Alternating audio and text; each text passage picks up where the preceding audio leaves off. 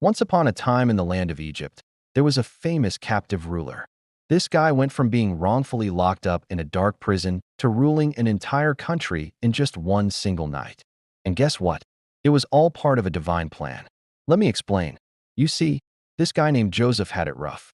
First off, his dad, Jacob, was a super cool dude who doted on Joseph more than the others because he was Joseph's favorite son. You know, like when your parents brag about how awesome you are at family gatherings and make the rest of the siblings feel left out. Well, that happened to Joseph. So naturally, his jealous brothers got their panties in a bunch. They hated Joseph and sold him to some passing traders who took him all the way to Egypt. Imagine going from cozy family dinners to a dark, dank prison cell. Talk about a major bummer. And if that wasn't enough, Joseph ended up in prison because some guy falsely accused him of doing something he didn't do. Can you believe that? Like someone saying you stole their wallet when you didn't even touch it? That's messed up. But even in his prison cell, Joseph didn't lose hope. He knew that everything happens for a reason and that God had a plan for him. And boy, was he right.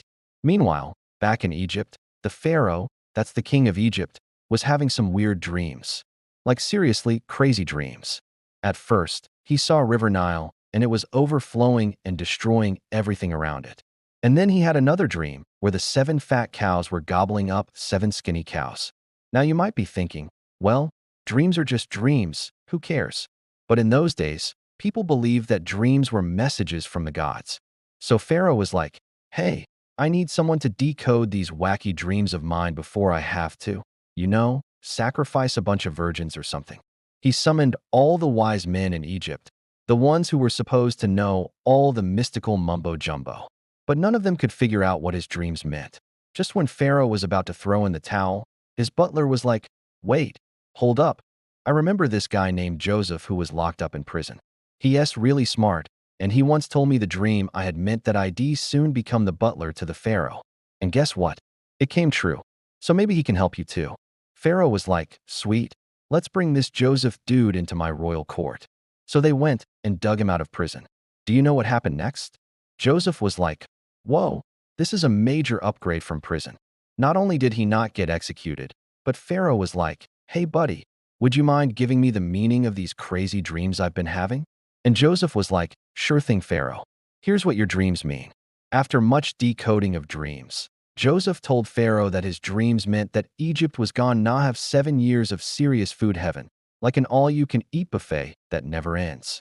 And after that, there would be 7 years of famine so bad that people would be eating their fancy hats. It was like Joseph had a crystal ball or something. His interpretations of Pharaoh's dreams were spot on. So then Joseph was like, hey Pharaoh, I know you're a busy guy, so let me save you some paperwork here. Why don't you put me in charge of storing up grain during the 7 fat years so we can use it during the 7 years of famine? That way, instead of hoarding all the food for yourself, we can help everyone in Egypt. Plus, you'll have a nice little stockpile for when things get tough. Pharaoh was like, good idea, Joseph, but who would do that? Like who's going to oversee this whole operation? And Joseph was like, well, you could put me in charge. Like maybe I can take care of all that for you. And Pharaoh was like, that actually sounds like a great idea. I mean, not only am I getting the inside scoop on all the stored food, but I'm also getting someone smart and trustworthy in charge of it. Killing 2 birds with 1 stone, as they say. So Pharaoh was like, all right, Joseph, consider yourself in charge of storing the food. Basically, Joseph went from a prisoner who was probably expecting to be executed to becoming the new top dog in charge of Egypt's food supply. Now that's what I call a career move. But Joseph didn't stop there. He was like, hey, while I've got your ear here, why don't I also suggest that we build some cities to store people and grain? We can call it, let's see, oh yeah, Ramses and Pithom. So Joseph gave Pharaoh some more ideas for building stuff and managing stuff and basically showed him how to run the country like a pro. Now, you might be wondering, why did Pharaoh suddenly start listening to this random guy in prison? Well, it's because Joseph was like this ray of sunshine breaking through the clouds on that rainy day. While all the other wise men couldn't figure anything out, Joseph was like, I got this. It's like when you ask your friends for advice and one of them suggests pineapple on pizza and the other says, nope, it's cool ranch dressing or bust. You gotta go with the one who has the best ideas, right? Same thing with Pharaoh. He realized that Joseph had the smarts and the charisma to lead Egypt during those crazy times of feasting and famine. Plus, Joseph was super humble and grateful for the opportunity to turn things around for Egypt.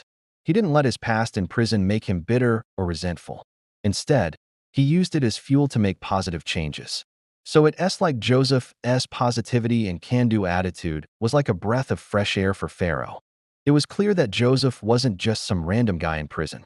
He had something special, a gift for leadership and a heart for helping others. So in one night, Joseph went from being a prisoner who probably thought his life was over to becoming the coolest dude in Egypt, all thanks to his ability to interpret dreams. It was like winning the lottery, except instead of money, Joseph got power. And if that doesn't scream divine plan, I don't know what does. Joseph's story shows us that no matter how bad things get, we should never give up hope. Even when we're facing our darkest moments, we don't know what amazing opportunities might be just around the corner. So keep believing in yourself and trust that whatever happens, there's always a bigger plan unfolding. Who knows? You might end up ruling an entire country in one night too. Well, maybe not literally, but you get the point. All right, my friends, thank you for joining me on this wild ride through ancient Egypt. If you enjoyed this tale of triumph and transformation, don't forget to hit the like button and subscribe for more adventures.